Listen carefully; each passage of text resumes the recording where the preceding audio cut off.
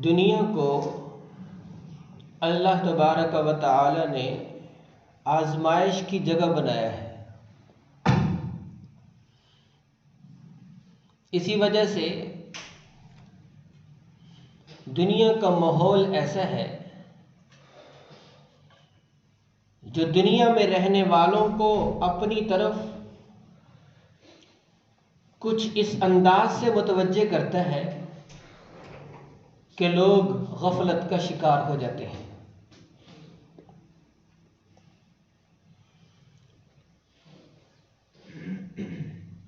اس غفلت سے وہی لوگ نکلتے ہیں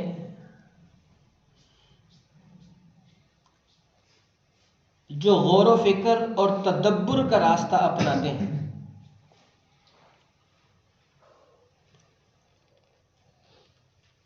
اسی لیے اللہ جل شانہ نے قرآن کریم میں غور و فکر اور تدبر کی طرف متوجہ فرمایا ہے۔ چنانچہ جو آیت سورہ آل عمران کی میں نے آپ کے سامنے پڑھی ہے، اس میں اللہ جل شانہ کا ارشاد ہے کہ آسمانوں اور زمینوں کی پیدائش میں رات اور دن کے بدلنے میں یقیناً بہت سی نشانیاں ہیں عقل والوں کے لیے۔ ارباب دانش و عقل کو یہ چاہیے کہ جب وہ دیکھ رہے ہیں، محسوس کر رہے ہیں کہ ایک نیلی چھت ہے جو پوری کائنات پہ تنی ہوئی ہے، اور ایک فرش خاکی ہے جو 6 بر اعظموں پہ پھیلا ہوا ہے، اور ایک وقت میں دن کے اجالے ہیں، دوسرے وقت میں رات کی تاریکی کے ڈیرے ہیں، تو یہ کیوں کر نظام بنایا اور چلایا گیا ہے اور چلایا جا رہا ہے؟ اس میں غور و فکر کرنا چاہیے۔ فرمایا عقل والے لوگوں کو یہ بات سمجھ میں آ جائے گی، بہت سی سبق کی باتیں وہ اس سے اخذ کریں گے، اور خاص طور پر اس آیت کا جو دوسرا حصہ ہے، اس میں جو دوسری چیز بیان کی گئی ہے، رات اور دن کا بدلنا، یہ ہمارے موضوع سے تعلق رکھتا ہے کہ رات اور دن کا بدلنا ہمیں یہ بہت بڑا سبق دیتا ہے کہ وقت ٹھہرتا نہیں ہے، وقت رواں دواں ہے، وقت سیال رواں ہے، وقت جاری و ساری ہے، وقت میں ٹھہراؤ نہیں ہے۔ وقت کی مثال ایک ایسے بے رحم ڈاکو کی ہے جو سب کچھ چھین کے فرار ہو جاتا ہے۔ وقت کو کسی پہ ترس نہیں آتا، نہ کسی کراہنے والے کی ہائے ہائے، اور نہ کسی دکھ میں مبتلا کا دکھ اور درد، اور نہ ہی وقت کسی سے مرعوب ہوتا ہے۔ کسی بڑے سے بڑے صاحب منصب کے لیے، عہدے پہ فائز شخص کے لیے وقت ٹھہرتا نہیں ہے، بلکہ اس کا کام یہ ہے کہ اس نے گزرتے جانا ہے۔ عیسوی کیلنڈر کے اعتبار سے سال کے ختم ہونے میں 2 دن باقی رہ گئے ہیں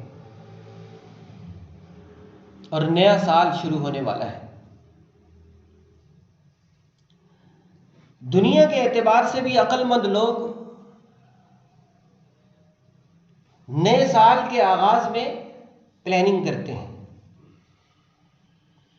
اپنے کاروبار کو ترقی دینے کے لیے، اپنے ادارے کو مزید وسعت دینے کے لیے پلاننگ کرتے ہیں اور سوچ و بچار کرتے ہیں کہ اس گزرنے والے سال میں ہم سے کیا کمی ہوئی اور کون کون سے ٹرک ایسے تھے جن کی بنیاد پہ ہم نے کامیابی حاصل کی، اور کون کون سی خامیاں ایسی تھیں جن کی وجہ سے ہمیں خسارے کا سامنا کرنا پڑا۔ تو جیسے ہم دنیاوی اعتبار سے پلاننگ کرتے ہیں، منصوبہ بندی کرتے ہیں، بالکل اس سے کہیں زیادہ ہمیں آخرت کے اعتبار سے بھی پلاننگ کرنی ہے اور گزرنے والے سال کا جائزہ لینا ہے کہ اس سال کون کون سی نیک مجلسوں میں شرکت کی برکت سے مجھے روحانی سکون محسوس ہوا، روحانی طور پر میں ترقی کے راستے پہ چلا، اور کتنی نیکیوں کی مجھے توفیق ہوئی اور اس کے اسباب کیا بنے۔ آخرت کے اعتبار سے میں مالدار بنا تو اس کی وجوہات کیا تھیں، اور کن کن لوگوں سے تعلق وہ مجھے گناہ کی طرف لے گیا، اور کن لوگوں کی صحبت میں بیٹھنے سے مجھے فلاں گناہ کا راستہ دکھایا گیا۔ تو اپنا جائزہ لے کر پلاننگ کرنے کا وقت ہے کہ آنے والا سال ٹھہرنا تو اس نے بھی نہیں ہے، گزر تو اس نے بھی جانا ہے، ہر مستقبل ماضی ہو جاتا ہے، ہر آنے والا دن بیتے ہوئے لمحات میں شامل ہو جاتا ہے۔ تو گزرنا تو اس نے بھی ہے، ٹھہرنا نہیں ہے۔ کہیں ایسا نہ ہو کہ جیسے پچھلا سال گزر گیا اور اس میں آخرت کے اعتبار سے اپنا اکاؤنٹ جو ہے اس کو نہیں بڑھا سکا، نیکیوں کے اکاؤنٹ میں زیادہ نیکیاں جمع نہیں کر سکا، تو ایسا نہ ہو کہ آنے والے سال میں بھی میں نیکیوں سے اسی طرح تہی دامن رہوں۔ تو پلاننگ کرنے کا وقت ہے۔ گزرے ہوئے لمحات پہ خوشی منانا یہ غافل لوگوں کا کام ہے، اور آنے والے اوقات کے لیے منصوبہ بندی نہ کرنا یہ غافل لوگوں کا کام ہے، اور ایک مسلمان کی شان نہیں ہے کہ وہ غفلت کی زندگی بسر کرے۔ ایک مسلمان تو بڑا متنبہ اور ہوشیار ہوتا ہے، وہ اپنے ایک ایک لمحے کو سوچ سوچ کے گزارتا ہے، اس لیے کہ آج تک ایسا نہیں ہوا کہ گزرا ہوا لمحہ واپس آ جائے۔ وقت کی اہمیت کو سمجھنے کے لیے یہ بات کافی ہے کہ وقت واپس نہیں آتا، اور شریعت نے جو ہمیں تعلیمات دی ہیں اگر ہم ان میں بھی غور و فکر کریں تو ہمیں وقت کی اہمیت سمجھ میں آتی ہے۔ مثال کے طور پر نماز ہے، نماز کا وقت مقرر ہے، پانچوں نمازوں میں سے ہر ایک کا ایک وقت ہے جو طے شدہ ہے۔ آپ نے وقت میں پڑھ لی تو وہ آپ کی نماز ادا ہے، وقت گزر گیا تو قضا ہے، زندگی بھر بھی وہ پڑھتے رہیں وہ ادا نہیں بن سکتی کیونکہ وقت بیت گیا ہے۔ رمضان کے روزے فرض ہیں، رکھ لیے تو ادا ہے، اور اللہ جل شانہ کے قرب کا ذریعہ ہے، اللہ تعالیٰ کی محبوبیت کا سبب ہے۔ اور اگر ایک روزہ بھی رہ گیا پھر چاہے سارا سال روزے رکھتے رہیں تو وہ والی برکات حاصل نہیں ہو سکتی، کیوں کہ ادا روزے کا وقت گزر چکا ہے۔ نماز کے بارے میں آپ علیہ الصلوۃ والسلام سے سوال کیا گیا کہ یا رسول اللہ،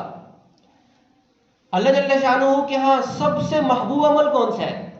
آپ نے فرمایا الصلاۃ علی وقتہا، نماز کو وقت پر پڑھنا یہ اللہ کے ہاں سب سے محبوب عمل ہے۔ اور روزے کے بارے میں بھی آپ نے فرمایا کہ جس نے رمضان کا ایک روزہ بغیر عذر کے چھوڑ دیا، لم یقض عنہ صوم الدہر کلہ وان صامہ او کما قال، فرمایا زندگی بھر روزے رکھتا رہے اس کی تلافی نہیں ہو سکتی۔ کیوں؟ کہ وقت میں کام نہیں کیا، وقت کے بعد کر رہے ہیں آپ۔ اسی طریقے سے آپ حج کو لے لیں۔ حج ایک تو حدیث قرآن میں آتا ہے کہ الحج اشہر معلومات، اس کے چند مہینے ہیں، یعنی شوال کا چاند دیکھتے ہی احرام باندھنا جائز ہو جاتا ہے۔ لیکن خاص جو حج کے اعمال و افعال ہیں وہ وہی 4-5 دنوں میں ہونے ہیں۔ وقوف عرفہ ہے تو 9 ذی الحجہ کو وہ ہونا ہے۔ اگر وقت بیت گیا تو اب چاہے سارا سال کوئی آدمی وہاں خیمے لگا کے بیٹھا رہے، اس کا حج نہیں ہوگا، کیونکہ وقت پہ کام نہیں کیا گیا، وقت بیت گیا۔ تو اس سے ہمیں یہ بات معلوم ہے، اور بہت سے احکامات ہیں شریعت کے جو ہمیں وقت کی اہمیت کی طرف متوجہ کرتے ہیں۔ تو محترم سامعین، یہ جو ہمارے ہاں سوشل میڈیا کی ترقی کی وجہ سے رواج پڑ گیا ہے نئے سال کو منانے کا، نئے سال کے جشن کا، تو ذرا ہمیں غور کرنا ہے کہ یہ وقت جشن کا ہے یا یہ وقت محاسبے کا ہے، یہ وقت اللہ تلل کاموں میں ضائع کرنے کا ہے، یا یہ وقت اللہ جل شانہ کی طرف رجوع کا ہے، یہ وقت غفلت کا ہے یا یہ وقت ہوشیاری کا ہے، سوچ سمجھ اور غور و فکر اور تدبر کا ہے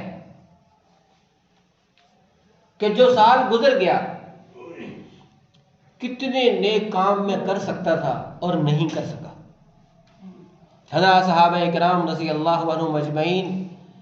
قرآن کریم کی آیت ہو یا نبی کریم صلی اللہ علیہ وسلم کا فرمان ہو، سنتے ہی عمل کی نیت سے تھے اور فوراً عمل میں لگ جاتے تھے۔ اور اگر کسی کے بارے میں انہیں پتہ چلتا کہ فلاں عمل بھی نیکی کا تھا اور ہمارے علم میں نہ ہونے کی وجہ سے کر نہیں سکے ہم، تو اس پہ وہ افسوس کیا کرتے تھے۔ چنانچہ حضرت ابو ہریرہ رضی اللہ تعالی عنہ نے جب حدیث بیان کی حضرت عبداللہ بن مسعود رضی اللہ تعالی عنہ کے سامنے کہ جناب نبی کریم صلی اللہ علیہ وسلم نے ارشاد فرمایا کہ جو آدمی نماز جنازہ پڑھے گا تو اسے 1 قرات کے برابر اجر ملے گا، اور جو دفن تک جنازے کے ساتھ جائے گا اسے 2 قرات کے برابر اجر ملے گا۔ قرات ایک پیمانہ تھا سونے اور چاندی کو وزن کرنے کا۔ تو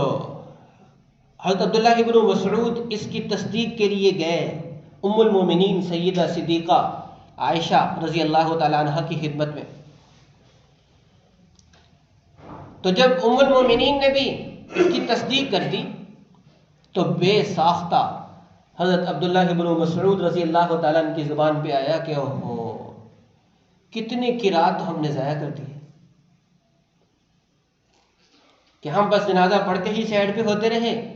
اگر دفن کے لیے دفن تک ساتھ جاتے تو ہمیں 2 قرات مل جاتی۔ اس درجہ وہ حضرات نیکی کمانے اور ثواب کو حاصل کرنے کے شوقین تھے، حریص تھے۔ جیسا کہ آج کل ہم دیکھتے ہیں لوگوں کو کہ دنیا کمانے کے کتنے شوقین ہیں لوگ، حریص ہیں لوگ، اس سے کہیں زیادہ آخرت کے شوقین تھے، ثواب کے شوقین تھے۔ تو یہ جو نیا سال شروع ہو رہا ہے اس کے شروع میں ہم نے اپنا محاسبہ کرنا ہے کہ میں نے گزشتہ سال کیسے گزارا، کیونکہ حدیث میں آتا ہے کہ لا یزول قدم عبد یوم القیامت حتی یسأل عن خمس، کہ قیامت کے دن کسی بھی بندے کے پاؤں اس کی جگہ سے ٹل نہیں سکیں گے جب تک 5 سوالوں کا جواب نہیں وہ دے پائے گا۔ ذرا تصور کیجیے، عدالت الہی قائم ہے اور قیامت کا دن ہے، نفس نفسی کا سما ہے، بندہ اللہ کی بارگاہ میں حاضر ہے۔ پہلا سوال کیا کیا جائے گا کہ عمر کہاں فنا کی، زندگی کہاں فنا کی، بالغ ہونے سے لے کر موت تک، کہ کتنے سال تجھے ملے، ہر سال کے 365 دن، ہر دن کے 24 گھنٹے، اور ہر گھنٹے کے 60 منٹ، اور ہر منٹ کے 100 سیکنڈ کہاں فنا کیے تو نے؟ 70 سال کی زندگی تھی، 60 سال کی زندگی تھی، ذرا بتاؤ کہ بالغ ہونے کے بعد سے تم نے کیا کیا؟ اور یاد رکھیں، یہ سوال معلومات حاصل کرنے کے لیے نہیں ہے، اللہ جل شانہ کو تو پہلے سے معلوم ہے، سب ریکارڈ اللہ کے سامنے ہے پوری انسانیت کا، اور یہ سوال ہونے تو قیامت کو ہے، لیکن مخبر صادق، سچوں کے سچے جناب نبی کریم صلی اللہ علیہ وسلم نے ابھی سے بتا دیے کہ یہ سوال ہونے والے ہیں، تو یہ ہمیں متنبع کرنے کے لیے، ہماری آنکھیں کھولنے کے لیے کہ یہ جو آج دن گزرتا ہے، رات گزرتی ہے، دن گزرتا ہے، رات گزرتی ہے، 2 بج گئے، پھر 3 بج گئے، پھر 4 بج گئے، پھر 7 بج گئے، پھر 10 بج گئے، یہ جو گھڑی کی ٹک ٹک ٹک ٹک ٹک ٹک ٹک ٹک ہم سے ہمارے قیمتی لمحات چھینتی جا رہی ہے، تو ہم نے کبھی غور بھی کیا کہ یہ نظام کتنا بے رحم انداز سے چل رہا ہے، اور مجھ سے میرا سرمایہ حیات چھین کے بھاگ رہا ہے، تو میں اس میں کیا کما رہا ہوں، کیا پا رہا ہوں، کیا حاصل کر رہا ہوں؟ کہیں ایسا تو نہیں کہ یہ برف ہے جو پگھل رہی ہے اور میں اس کو کسی کام میں نہیں لا رہا؟ تو فرمایا پہلا سوال یہ ہوگا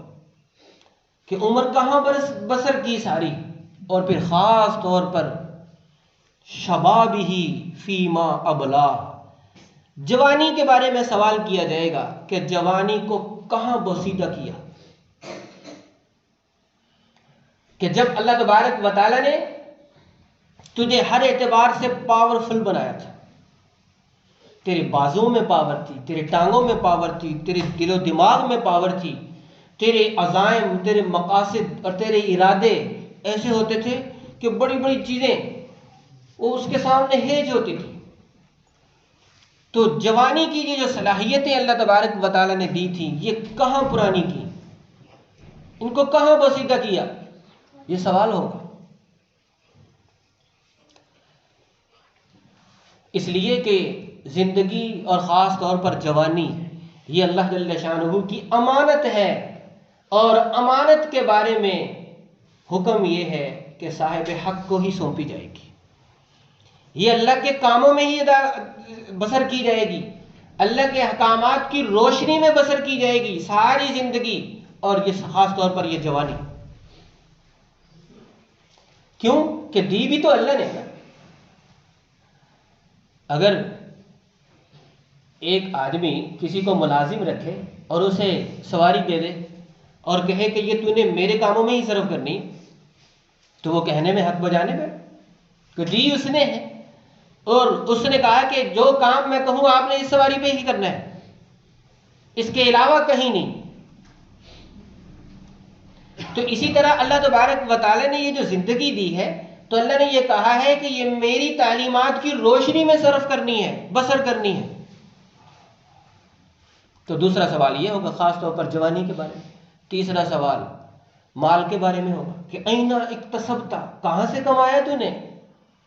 کہیں ناجائز طریقے سے تو نہیں کمایا، جھوٹ بول کر، جھوٹی قسم کھا کے، دھوکہ دے کے، فراڈ کر کے، کسی کے ساتھ غصب کر کے، بہنوں کا حصہ میراث غصب کر کے، چوری کر کے، سود سے، رشوت سے، جوئے سے، کہیں ایسی چیزوں جگہ سے تو نہیں کمایا۔ این اکتسبتا، سوال کرنے والے کون ہوں گے؟ احکم الحاکمین، اللہ جل شانہ۔ اور ہم میں سے ہر ایک اپنی اپنی باری پر سامنے کھڑا ہو کر اس سوال کا سامنا کر رہا ہوگا کہ مال کہاں سے کمایا۔ اور پھر صرف یہی نہیں کہ کما تو لیا جائز اور حلال طریقے سے، اگلا سوال بھی ہوگا کہ این انفقتا، پھر خرچ کہاں کیا۔ یہ نہیں کہ اس کو ناجائز کاموں میں، فضول چیزوں میں خرچ کر رہے ہیں، جہاں اسراف ہے وہاں بھی خرچ کر رہے ہیں، جہاں خرچ کرنے سے منع کیا ہے وہاں بھی کیا جائے۔ اور آخری سوال یہ ہوگا کہ شریعت کا جتنا علم تھا تو نے اس پر عمل کتنا کیا، یہ بھی سوال ہونے والا ہے۔ تو محترم سامعین، یہ سال بیت کے نیا سال آ رہا ہے، تو ہم سب کو چاہیے کہ ہم نئے سال کے شروع ہونے سے پہلے اللہ جل شانہ کے حضور 2 رکعت صلاۃ التوبہ اور اس کے بعد پوری ندامت کے ساتھ، پوری پشیمانی کے استحضار کے ساتھ، پوری سنجیدہ شرمندگی کے ساتھ اللہ کے حضور یہ درخواست کریں کہ اے اللہ، اب تک جو ہوا سو ہوا، اپنے فضل سے معاف فرما، میں توبہ کرتا ہوں اور آئندہ مجھے اپنا بنا لے، مجھے زندگی بھر گناہوں سے محفوظ کر لے اور اپنی تعلیمات کے مطابق زندگی بسر کرنے کی توفیق دے دے۔ دعا ہے کہ اللہ جل شانہ ہمیں توفیق عمل دیں۔ وآخر دعوانا الحمدللہ۔